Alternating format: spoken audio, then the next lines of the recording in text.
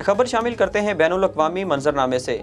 हिंदू इंतहा पसंदों के बाद हुकूमती ओहदेदार भी मुसलमानों के खिलाफ खुलकर सामने आ गए। हरियाणा के वज़ीर आला ने धमकी दी है कि खुली जगहों पर नमाज बर्दाश्त नहीं की जाएगी। हरियाणा के वज़ीर आला ने हिंदू इंतहा पसंदों की हिमायत करते हुए कहा, खुली जगहों पर नमाज अदा नहीं करने देंगे। मुसलमानों को जिन खुले मकामात पर नमाज जुमा अदा करने की इजाज़त दी गई थी वो भी मनसूख कर दी गई है। भारतीय मीडिया के मुताबिक हिंदू इंतहा पसंदों ने हरियाणा में मुसलसल तीसरे जुमे को भी मुसलमानों को नमाज जुमा अदा नहीं करने दी।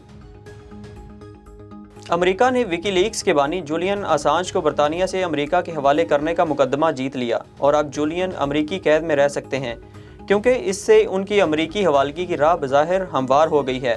जुमा के रोज़ बरतानवी हाई कोर्ट ने अमेरिकी दरख्वास्त के हक़ में फ़ैसला दे दिया। इसके तहत कौमी, अस्करी और आलमी राज अफशा करने के पादाश में जेल में सज़ा काटने वाले 50 साला जूलियन असांज को अमेरिका के हवाले किया जाएगा।